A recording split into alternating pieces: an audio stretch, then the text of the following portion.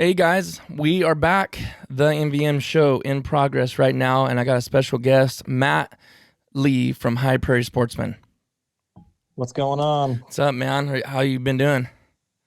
Oh, missing duck season. You know how it goes. We've been crying tears of sadness ever since. But Oh yeah. yeah.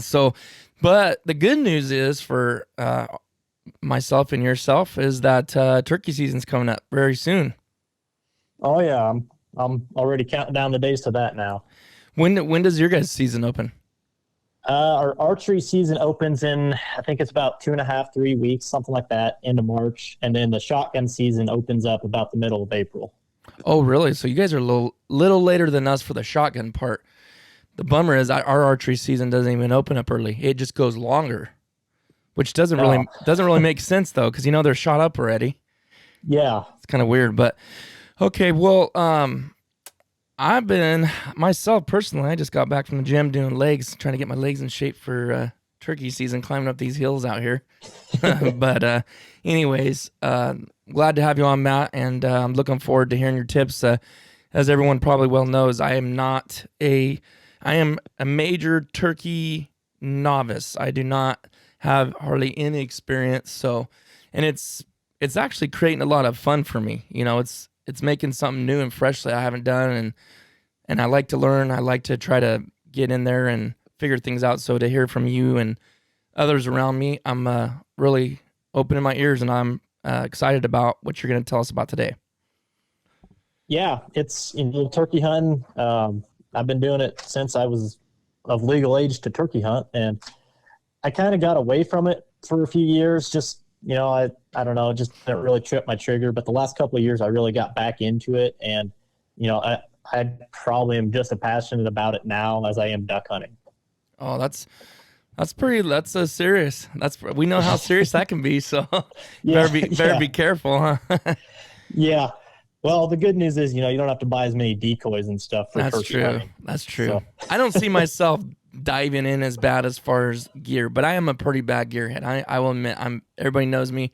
I'm horrible at the new stuff. So, anyways, but okay, so my season, just kind of go over this first, and we'll jump in. We're gonna talk today about the top turkey hunting tips, and appreciate Matt for taking the time to get this together and put the list together. But our season opens March 28th for shotgun, balance of the state, which is what we're in for. So I'm looking forward to that. And then the junior season opens a weekend before that, just the Saturday and Sunday. So hopefully, guys, we'll have turkey videos coming out for you. If you're interested, you can check out our YouTube channel, Mid Valley Mercenaries. Also, check out my good buddy that's with me today, Matt from High Prairie Sportsmen. Just type it up in YouTube or Google, and you'll find his channel. And guys, go give him subscribe to the channel. And he's got awesome stuff and tips on there on his videos and turkey hunts and all that good stuff. So check him out. Also, you're on Facebook and Instagram too, Matt. yep, Facebook, Instagram, and Twitter, but I don't really do much on the Twitter. So, Okay, and where can they just High Prairie Sportsman on both those platforms? yeah, yeah, High Prairie Sportsman on all that. Perfect. Okay, well, I guess let's hit it, Matt. And if I got any questions, I will jump in just for the sake of being a novice and not knowing. All right, yeah. So these are the top turkey hunting tips. Um, Probably more geared toward beginners, but they'll help. They help everyone out. So the top tip, and this is no different than any type of hunting, is scouting.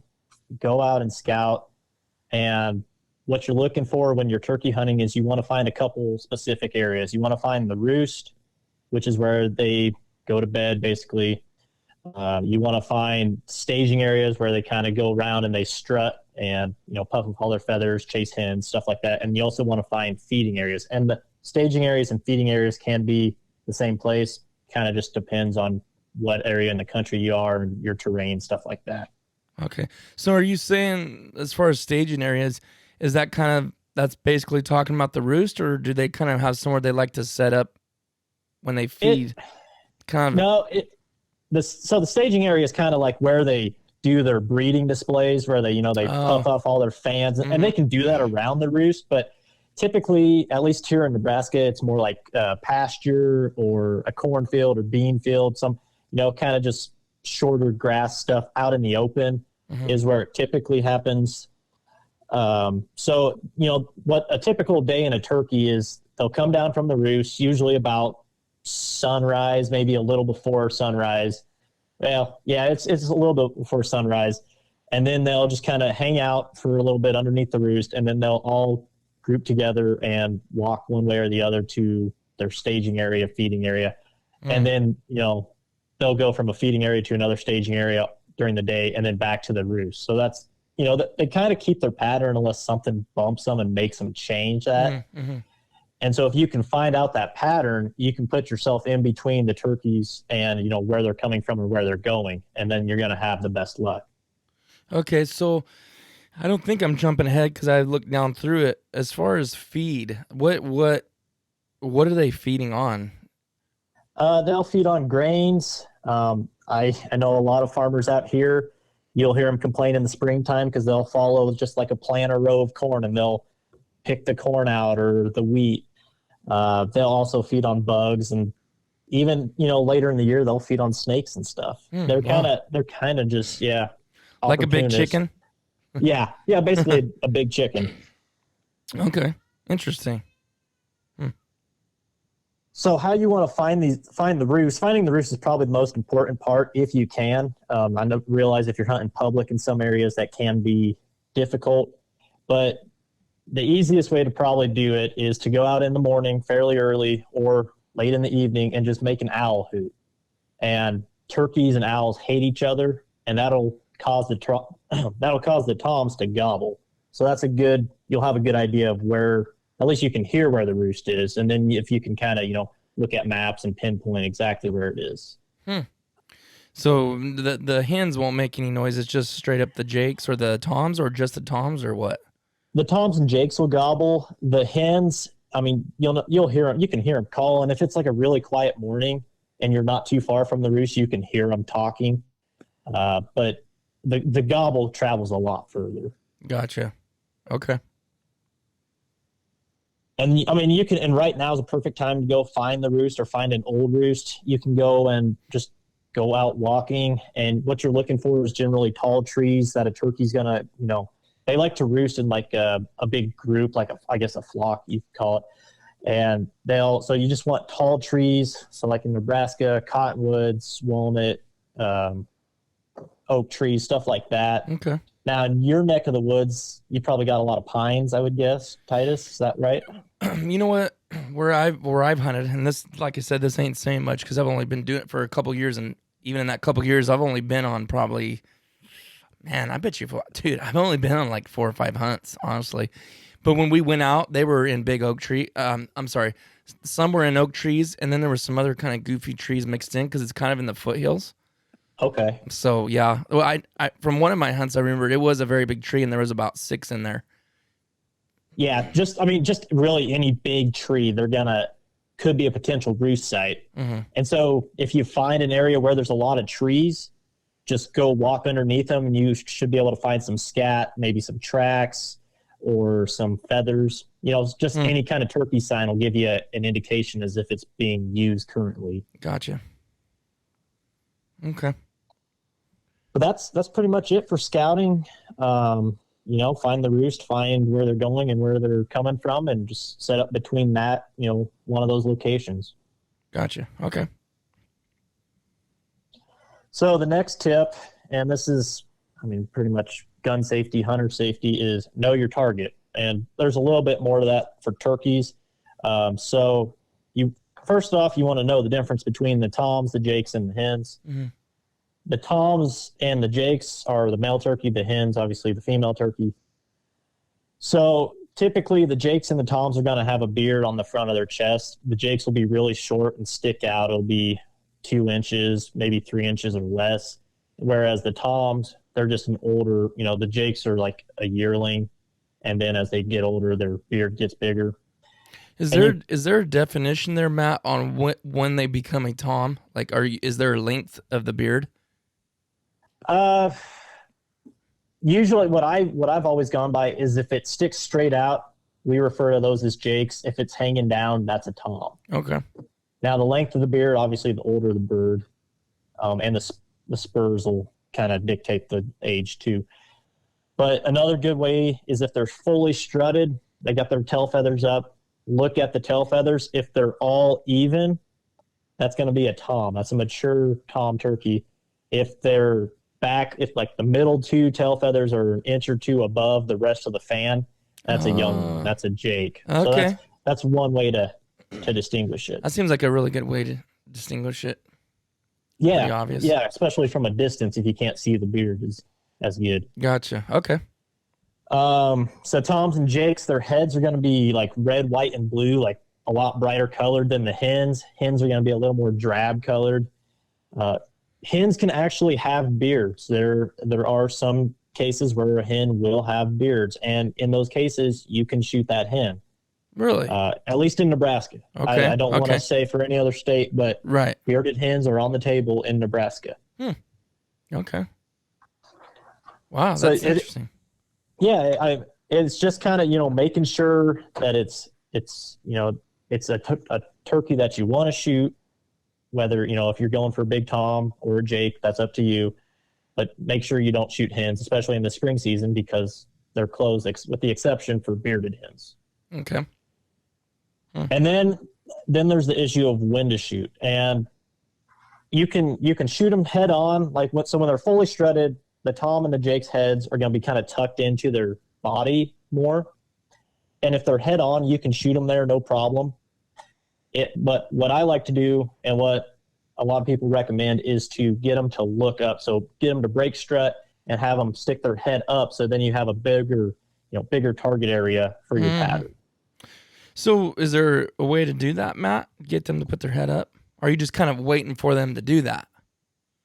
No, you get a big old tom coming into your decoy, and he might not break strut. He might just, he'd be all puffed up, ready to impress that decoy. So what you do is you just get on your call and you just make some little cuts. I use my mouth to just go something like that, and that's usually enough to get them to stick their head up. Really? And that was with your mouth?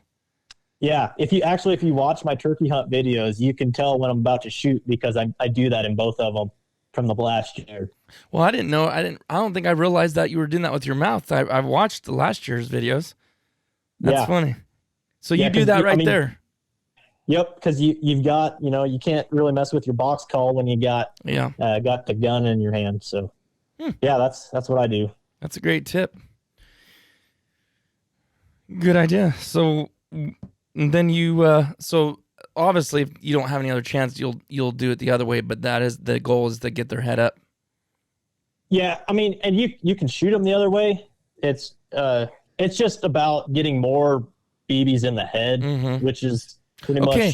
Where do you aim, Matt? Or am I jumping ahead here? If I'm jumping ahead, let's hold off. That kind of blends into the next one, but that's fine. So where you aim when they have their head sticking up, or even when it's down, is about where the skin meets the feathers. Oh, so really? That low? Yeah. Okay. So like the bottom, like that, they'll have those big old whatever sacks of, I don't know what they are, but big red ball things on their head. There's no good way to describe that. Look at a picture of a turkey, you can figure it out. Yeah. Right. But yeah, you want to aim about, put your bead right there, because if you put it right on the head and you get too excited or you flinch or something, where's your gun usually go? Up. Yeah. It goes up. So you do that for two reasons. Your pattern's going to be centered right on the head neck area where there's arteries in the brain and all that. And if you flinch, you still have a headshot. Yeah. So yeah, that makes sense. Okay. Perfect sense. So right where the feathers and the neck meet. Yep. Okay. Good to know. And so I guess since we're already talking about guns and ammo, that's the third point, is all about the guns and ammo. The first thing you want to do, before you go out turkey hunting, and Titus, I know you do a lot of this, is pattern your gun. A lot of people don't do that. It's just like taking a rifle out deer hunting without sighting it in. You want to make sure you know what that pattern is. I mean, you should be doing it for whatever, but turkey hunting. I was one of those guys. I say it all the time. I was one of those guys that thought that was pointless, but I guess more so I thought that for duck hunting. But turkey hunting, even, which now I don't think that way at all. Trust me, like you said, I've done all those videos, but I'm getting ready to do actually a couple more videos for these turkey loads that I'm about to get. But anyways, yes, for turkey, even more so is just the fact of, man, you want it pretty tight, right? Like you want it dug in. Yeah, good tight pattern. Yeah, I mean, you're not shooting them flying like your ducks or geese, so you don't need as open of a pattern. That's why, they use Elliot's favorite choke, the full choke. I've just got to poke some fun. Have to. Or extra full, and they even have specific turkey chokes. They're about the same thing. The effective range is, shoot, I've seen some guys say out to 80 yards. I would definitely recommend against shooting turkeys at that far. Yeah. I mean, I've heard the same thing too, and I'm like, I don't know. I guess because my mind's so stuck on it being a shotgun, I'm thinking there's no way. I mean, that's a long ways. I know they do it. It just sounds crazy. It constricts the pattern so much. That's crazy. And like they said, some guys do that, but I would highly recommend against doing it. And I always like to work the birds in close. I don't care if it's ducks, geese, turkeys, whatever. I like to get them in tight. That's just that's part of the experience. Right. It's really fun to get them in, especially if you're just like leaning up against a tree and you have a tom at 20 yards, 15 yards. Nothing gets your adrenaline pumping. Yeah. Like that. Yeah, it's crazy. So I would be, I'm on the side 35 yards is probably my maximum for turkeys. That's just me. But pattern your gun at those different ranges and then shoot what you feel comfortable at. Let's backtrack, Matt, just for a second, real quick. Okay. Only reason I'm asking this because I have a little bit of interest in it, and I thought about maybe getting into this year. I might not though. But if I was hunting with a bow, where would I be aiming at if I was doing archery? With a bow, are you more going for the heart, kind of in the body? You can. It with a bow, it depends on what you're using for like a point on your arrow. They have those things. Just one example is a guillotine, and it's like it looks like a plus sign, like a big plus sign. And I think they're like 3-inch by 3-inch, like razor blades. I think they shoot those for ducks too, don't they? Those kind of when guys do actually do that are brave enough. I don't know. I haven't seen a video like that. I'll have to send you. Tim Wells has some pretty cool videos like that. Okay, yeah, I'm looking forward to that. But like the guillotine for turkeys, you shoot them right in the head, neck area, and it almost decapitates them, or can. Like if you can look it up on YouTube or whatever, and there's videos of it. It's crazy. So it really depends on what point you use. A lot of them, some depending on I can't think of the other name for the other point. Just shows you how big of archery hunter I am. But you might be you're gonna be aiming for the body a lot more. Okay, just to throw it out there is some guys that do archery. So just out of curiosity's sake. Yeah, I'm not a big archery hunter. I shoot carp. That's about it. Yeah. So. Okay, just curious. So sorry. Back to patterning. So we pattern. Talking about chokes. Are you using an aftermarket full choke for turkey, or what do you got going on? Well, that's a good question. so this year I'm getting 3 turkey tags personally, and I've got a couple different chokes. I've got they call it a long range choke for my 12 gauge, and that's what I shot both my turkeys with last year. And it's about the equivalent of a full choke, but it's rated for steel. But I just use it as a turkey choke. Gotcha. So it messes with the pattern a little bit going from lead to steel, but it's still tight enough for turkeys, especially how I hunt. You guys can still shoot lead, huh? Yeah. Oh, yeah. We can't shoot. Lead is completely gone now. That's which really with tungsten and all that stuff, it's fine. It's just now you're paying a lot more, but I mean it's deadly. I don't get me wrong on that, but yeah. So yeah, you're still shooting lead. Okay. Yeah. So we have a few more options than you guys in California do. And then with my 20. So what I'm thinking is I'm going to shoot one with 3 different guns. I'm going to try a turkey with 3 different guns. So My 20 gauge, I've got an actual turkey choke in there, aftermarket. I think it's a Carlson's. I want to say it's a Carlson's. I can't remember off the top of my head. And then my 28 gauge just came with a factory full choke. Sorry, dog. So, that's a nice gun. Yep. And so you're gonna try shooting with that? Yep. That'll be awesome. I can't wait. I'm so pumped. That'll be fun. I can't wait to see that video. It should be fun. If I don't miss and look like an idiot. So you're gonna try with the 20 gauge, a 28 gauge, and then what? Your 12 or what? Yeah. Okay. Yep. Okay. My dad, he's taking it up a step further. He's going muzzle loader, like an old fashioned low drone shot, black powder muzzle loader shotgun. Whoa. And then a 410. Oh wow. He's trying to make you look bad, huh? Yeah. Yeah. That's cool. You gonna try to get those on video too? I don't know. We'll see. Yeah. We'll see. See, he's kind of in a different neck of the woods than you, huh? Yeah. Okay. Yeah. That'd be tough. Yep.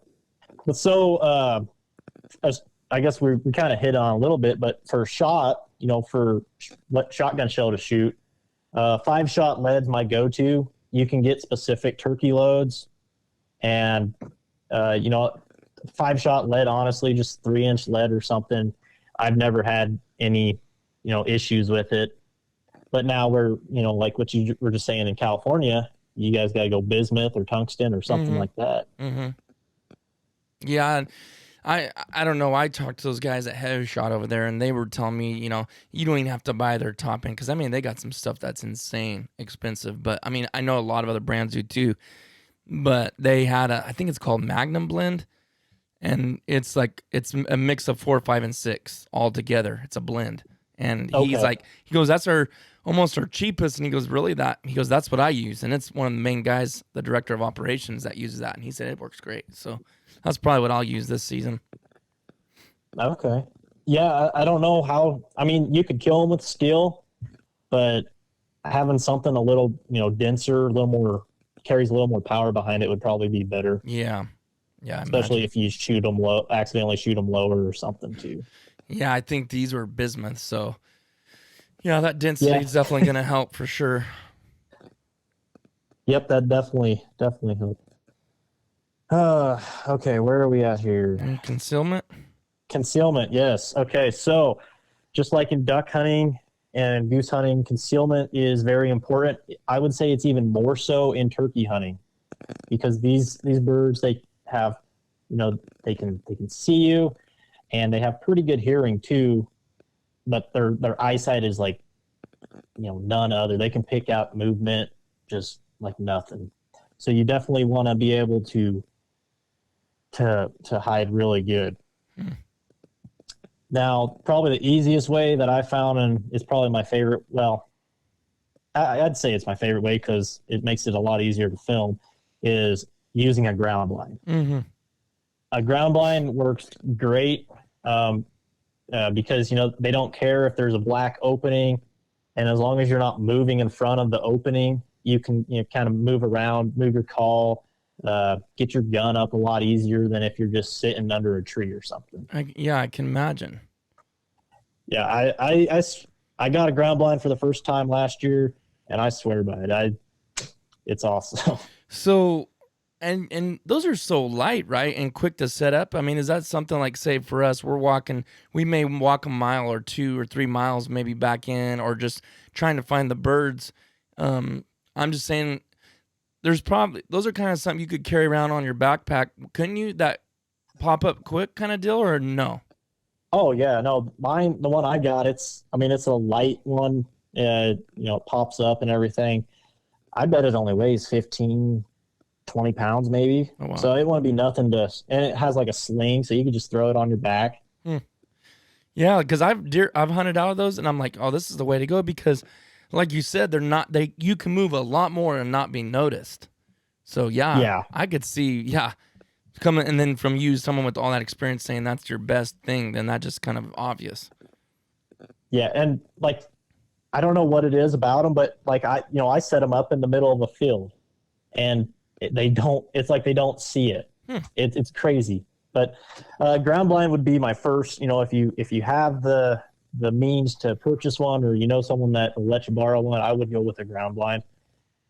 If you don't, there's nothing wrong with hiding under a tree. I did that for years, and it's a fun way to do it. But when you're trying to film your hunts, it's a lot tougher. Right. So that's kind of one of the reasons I went to the ground blind. But the hiding under the tree, or just laying up against a tree, or some guys will lay in like a little depression and lay prone, have like a turkey fan on the end of their shotgun. That's another. There's a name for that. I can't remember what that's called. That's not the scoot and shoot, is it? I think it is. It is. Okay. I wanted to try that out this year, actually. It looks pretty cool, but I know what you're talking about on the end of the gun. I don't know if that is the right one, but. Yeah. And you can actually, if you get a turkey, you can make your own scoot and shoot fan kind of deal. Yeah. Pretty easy. Save some money. Oh, yeah. Because I think the ones they sell are, $30, $40, $50 or something. So you got me convinced to get a ground blind now because, like you said, trying to video, man, how do you do it? Because, all your gear is black or shiny. I don't know. It seems like it would be really tough. From what I'd seen last year hunting, I was like, this is going to be really tough for them not to see me.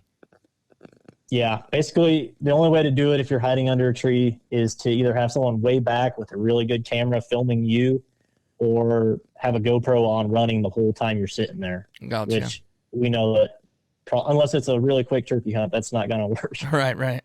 Okay. So if you don't have a ground blind and you're stuck with sitting under the trees or scoot and shoot, you definitely want your camo to be, really good. And it doesn't have to, I'm not saying go out and buy Sitka or anything like that. Just have some decent camo, something kind of gray or brown, and a lot of green, because you're going to, there's fresh vegetation typically when turkey hunting. And you definitely want to have your face and hands covered because, your skin just shines. So you want to have some light camo gloves and a face mask or face paint, and don't move. I can't tell you how many times I've been turkey hunting and I've taken people out with me, and, either I don't see them or someone else, the other person with me, moves, and there's a turkey that was coming in quiet, and then all of a sudden you just hear them putting away. It's a learning experience, and it's frustrating when that happens. It's hard, your nose will itch, or you feel a tick on you or something. You got to fight it. Gotta fight it. Go pee before you sit down. Yeah, exactly. Gotcha. Okay. Get all your itches, scratches out, whatever. All right. So the next one is calls. And Titus, just out of curiosity, which call do you use? Believe it or not, I'm so rookie that I don't even have one yet. I was going with Talon, and he was using actually, I'll tell you this. I believe, I don't know if you've ever heard of them, but Dead End Game Calls. I think they're sending me some calls. I don't know if they're sending me. I know they're sending me calls. I just don't know if it's turkey, because I know they're sending me duck and goose.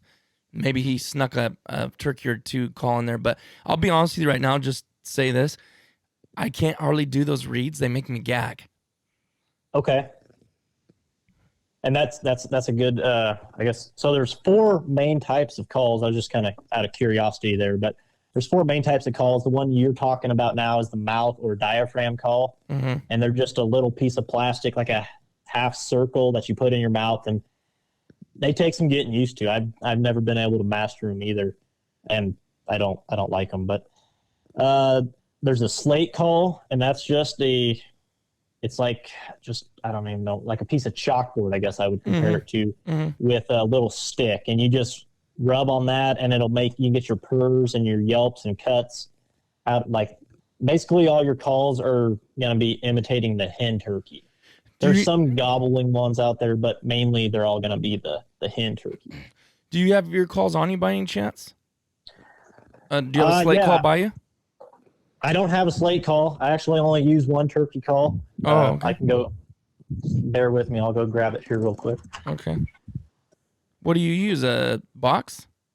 Yeah, I use a box call. Okay. And you can do your purrs and stuff like that with the box call? Yeah. Oh, I didn't know that. Okay. I got. So whenever you get it set, you have to demonstrate a purr on a box call. All right, yeah. So my dad actually makes box calls just as a hobby. Okay. So that's what I use. So I got her. We'll see how this works with this microphone. So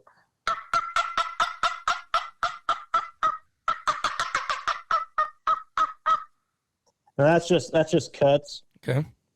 A purr is just, it's like, let's see if I can do it.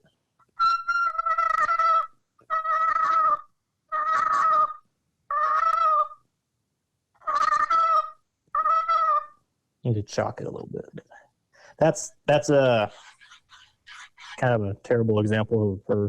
Because it's kind of like a broken up little deal, right? It's just like a low, slow call, if that makes any sense. Yeah.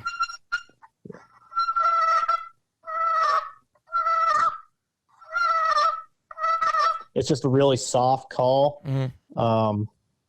And then usually, what I like to do is I'll get a couple purrs, and then you'll just break into a cut. And then that usually will get them to gobble. Okay. If they're in the mood. And calling strategy is going to vary depending where you are and on a ton of factors.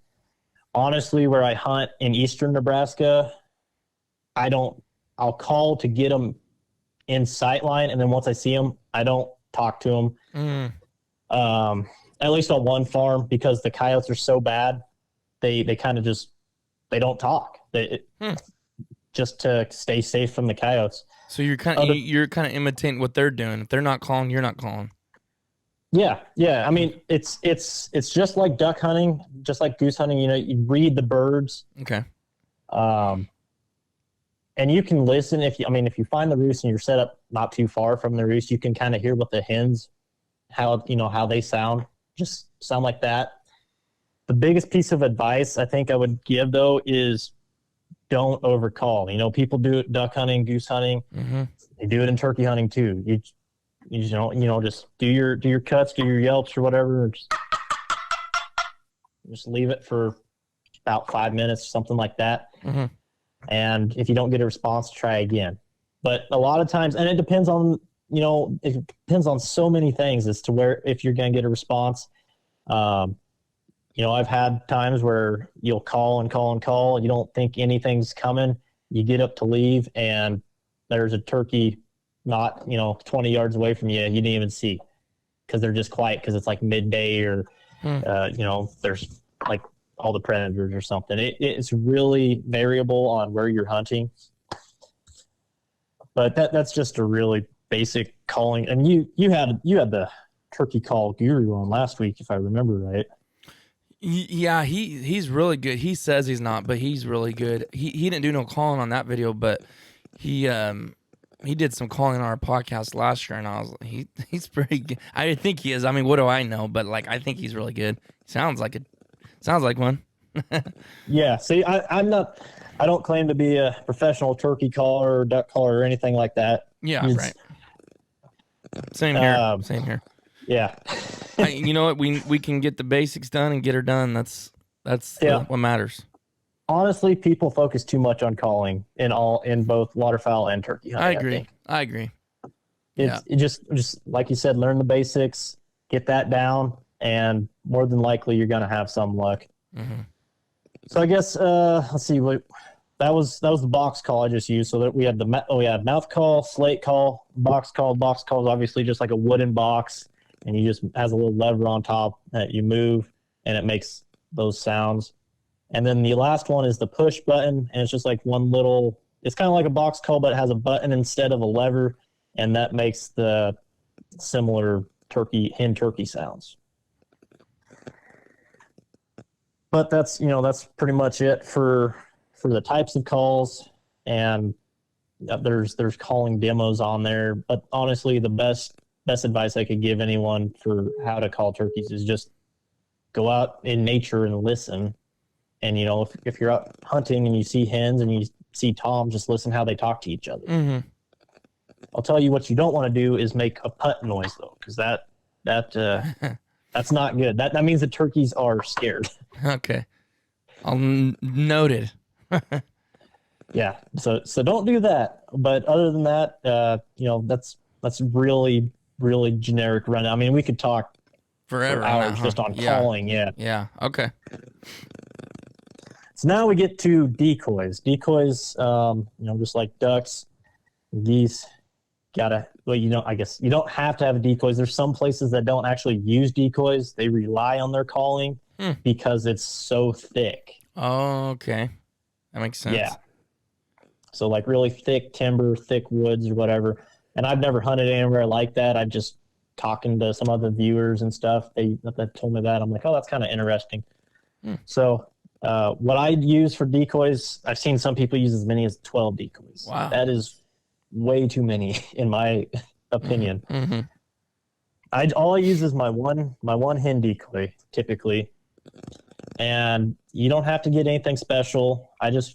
Mine came from Walmart. It's a flex tone. I think it was like $30, and you don't even need to get them that expensive. You can get them for $10 at Walmart.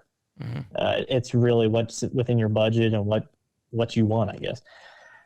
But so a couple things with the decoys. Get a hen decoy at the very least, I would say, because most of your calls are gonna be hen calls. So you want to have something for them to see that's making, a tom's not gonna be making the same calls as a hen. Okay, let me ask you this though. And I was at the store, I was at Sportsman's Warehouse the other day, and I was looking at all the decoys, and I saw the fan of the tom, a tom decoy, and the fan, you could buy the fan. I saw Jake decoys, and I saw the hen decoys, and I'm like, okay, wait a minute. Is one good for the spring and one's good for the fall?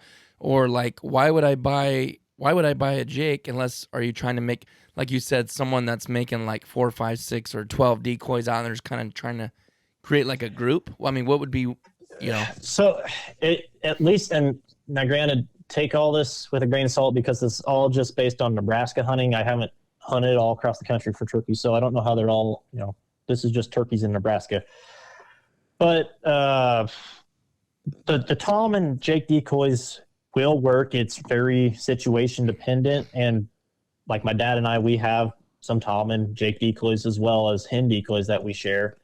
I don't really use them too often. So the Jake decoy, if you got a hen out there and you put a Jake decoy out there, basically what you're trying to do is get a tom angry. You're trying to piss off a tom, and because he doesn't want that Jake cutting in on his hen, right? Mm-hmm. So that it's kind of an aggression tactic for the Jake, and it's kind of the same thing with the toms. If you have like a fanned out tom decoy, or 2 tom decoys and a hen, or 2 hens and a tom fanned out, that tom's going to get all mad and think someone's cutting in, usually.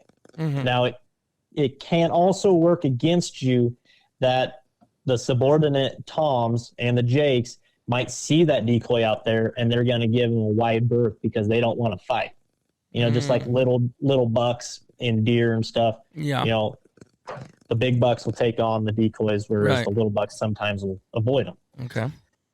So they can work. They can also work against you. It's going to depend it depends on the time of, not really the year. It's the time of the breeding season. So March through May in Nebraska. A single hen typically works throughout the whole breeding season. I've had plenty of luck with just a single hen, no matter if it's in April or May. Okay. But let's see here. What else do we got? You're saying place off to the side to minimize the chance of being spotted, which totally makes sense. I mean, that's kind of like decoys too. Sometimes, like duck hunting. I mean, not obviously not as much, I'm sure, as turkey hunting, but I get what you're saying there. So, this is more for the people like hiding under a tree. Okay. And I guess kind of, if you have a ground blind too, just in case you have any movement flash in your black hole, your shooting area or whatever.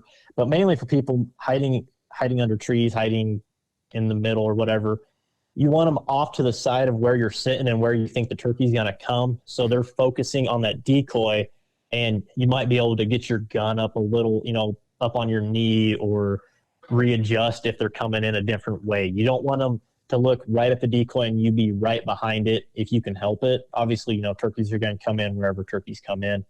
But if you know that pattern, and that goes back to your scouting, if you know where they're coming or you know where they're going, you can kind of figure out, hey, they're going to come this way, so put the decoy here so they're not looking at me, they're looking at the decoy. Gotcha. And you're off to the side or something. Yeah. Okay. Yeah. But that's pretty much it. Just starting out, I would say bare minimum, get a hen decoy, and go from there. Okay. I'll remember to go grab one at Walmart and snag a hen. Sounds like. And what brand was that you said? I mean, So I have the Flex Tone. Flex Tone, that's right. Yeah. And the hens that have seen her do not get happy. I have video. One of my videos, I had 2 hens come up and strut, which I've never seen before. I mean, it happens, but not very often. And they were mad at her too. And so, which might draw more attention for the toms, huh?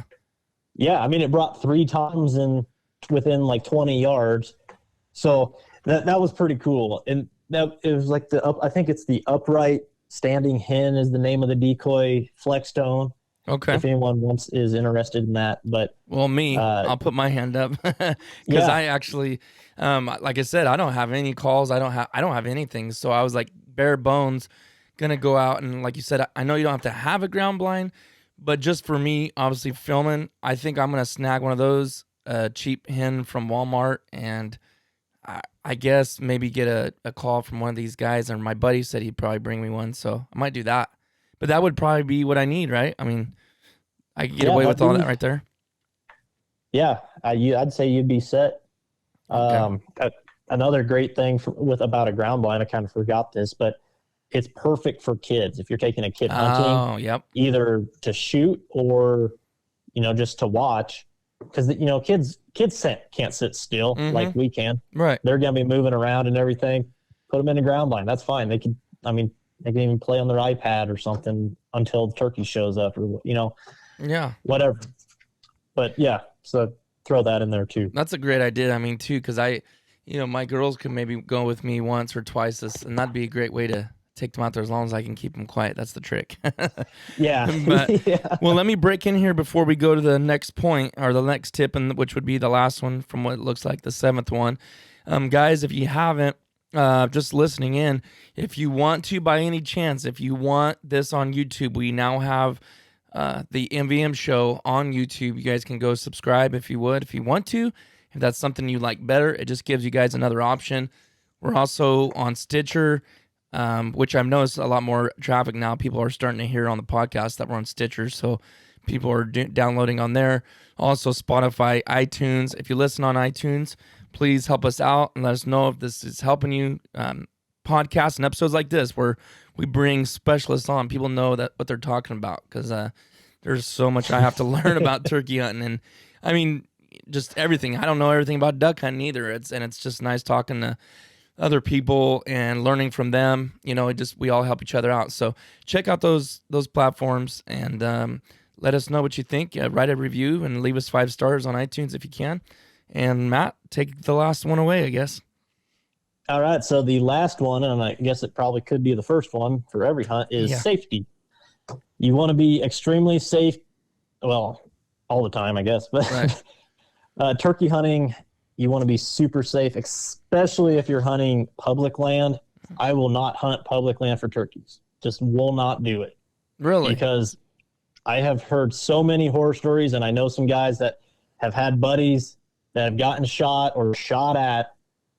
I'm just not putting myself in that situation. And I realize some people don't have that luxury. Some people have to hunt public, and that's fine. I'm not saying it's terrible everywhere, but there are those people that the risk is there, is what you're saying. It's there. The risk is there. That's a reality. Yeah. There's idiots everywhere. Yeah. So that's you're just camo me. And you're camoing out. I mean, you're doing that duck hunting, but that's not even the same scenario. I could definitely. Duck hunting, like, you're shooting up typically. Mm-hmm. turkey hunting, people will go and shoot your decoy, especially if they're ultra realistic. Yeah. Yeah, that could be scary. Yeah, I've heard all kinds of stories, guys stalking other hunters because of the calls, and they'll shoot their decoys, or even guys getting shot because they didn't see them and they were behind their decoy. There's all kinds of bad scenarios. So safety, always be safe, especially if you're hunting public. One of the best things you can do is bring blaze orange with you. So whether it just be a blaze orange cap, a blaze orange vest or something. Obviously don't wear it when you're turkey hunting because turkeys can see color. But maybe so you're saying walking to and from the stand? Yeah, if not two, because typically, you're going out in the morning when it's dark. So it should be before legal shooting light. But walking out, especially, you want to wear something that makes you stick out so you don't accidentally end up being shot. Okay. Yeah. Another thing, always stay alert. Keep your eyes out, keep your ears up. Just don't, if you see someone coming towards you, just, give them a quick whistle or shout, say, "Hey, I'm here." Or you can even meet up and talk with them real quick and, kind of discuss where they're going to, each other's going to hunt. Just kind of be courteous as well. And then probably another big thing is, so it's springtime, so you got all kinds of bugs and, ticks. Yep. Stuff you don't want biting you. So or hanging on and riding home with you. Yeah, exactly. To treat your clothes with like permethrin. You've got one. What do you got? One of those. What are they called, Titus? What the bugs? Yeah, the thing you take teal hunting with you. Oh yeah, the Thermacell. Thermacell, yeah. Thank you. Yeah, that'd be good to use, huh? Yeah, you're gonna have mosquitoes, especially later in the year. That green grass and a little bit of water, those bugs they're coming alive. Yep. So, watch out for that, and especially because, there's all kinds of diseases that ticks can cause. Oh man, I know somebody. One that won't let you eat meat. Well, a friend of mine has Lyme's disease, and they're blaming it from ticks when he would hunt all the time. It's terrible. Yeah, it's terrible. Yeah. That kind of freaks me out with ticks. That's every time I see a tick, I get freaked out because of that. Yep, exactly. And then, also watch out for poison ivy, poison oak, poison sumac, stuff like that. Just kind of general outdoor safety, in addition to, all the gun safety tips and stuff like that. But right. Well, I'm not going to go into that. Well, those are great. Those are great tips. I mean, like you said, I know you could deep dive and make probably each one of these a whole podcast in itself almost, but I appreciate you coming on here and making it simple for someone like me that doesn't have the experience. I know there's a lot of first timers, which is a good thing. It's great to see new people come into. I mean, I consider myself almost a first timer, like really, really trying to learn, and I'm gonna hopefully get out a ton and do a lot of turkey hunting this year. So that's what I'm hoping to do. Now, just out of curiosity's sake and kind of wrapping this podcast up, what turkey do you have in your area? Well, that's actually a great question. We actually have 3 of the subspecies here in Nebraska. So on the eastern side, you've got the easterns. Okay. On the panhandle of Nebraska, the western side of Nebraska, you got the Merriams. And then in the middle, like kind of south central Nebraska, and they're kind of just scattered throughout too, is the Rios, the Rio Grandes. Okay. Because see, I know we have the Rios. Is ours a different variety than your Rios, or? No, they're probably. I mean, if they're the Rios, they're going to be the same subspecies. Okay, I only know that because a friend that comes here every year and hunts. He's from South Carolina, and he said the Rios. I thought he said we had one more, but I don't know which one it would be. But it might be Merriam's up in the mountain area. That'd be my guess. Okay. But see, we have like all our Easterns, they aren't pure blood Easterns. Now they've been hybridized with the Merriams. Okay. So some of them, they look more Eastern, but they're not true Easterns, I guess, if you want to get technical. Gotcha. Okay. Well, anything else you want to leave the audience with, or anybody listening? Yeah, I guess go check out my channel, guys. If turkey hunting, duck hunting, fishing, whatever's up your alley. Help me beat Jordan from Duck Gun Chronicles. We're in a race to 10,000 subscribers, so help me beat him. Hashtag beat Jordan. Hashtag beat Jordan. You really let that fall off the bus this year, Matt. You should have been doing that in all your videos. I know. Oh man, I just cannot get over how back and forth. It's unbelievable. Yeah. Like one of us will get up like 60 or 70 and then the other one will catch up, and then, back and forth. It's crazy. I hope it does this all the way to 10 just because it's so fun to watch it bounce back and forth. It's going to end up in a tie. That's my prediction. Like, can you imagine? 10,000 hey, if you guys are that close, I'm going to get on my computer and just watch it live. I will sit there up all night just to see that. You should live stream that. That would be cool, man. If you guys both live streamed on your channels, that'd be so cool. But probably lose all our subscribers. I know, right? Well, thanks, Matt, for taking your evening and helping us out and helping us to learn. And I hope you tear it up this turkey season. Looking forward to your videos. Yeah, I'm looking forward to yours as well. Yeah, can't wait to put them out. Yeah, all the Flyways Collective turkey videos. I know now. See, I wonder if Elliot's gonna go. He's not really into it. I can tell. Which I would say I'm kind of like that too. It's definitely not even nowhere near close to duck hunting to me, but it's just it fills that little void in my life that I need. It'll grow on you. Just wait. I can see that, Matt. I can totally see that. So maybe it'll grow on Elliot too. Yeah, and I don't know if does Thomas turkey hunt? Thomas from Virginia. Yeah, I don't know if he does or not. That's a really good question, actually.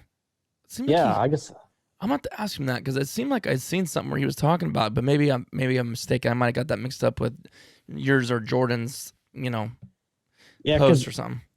Because Josh is going turkey hunting again, and Jordan definitely is. So we're gonna have 4 of us having turkey videos this year. Yeah, and he didn't really used to do a whole lot either. Josh, right?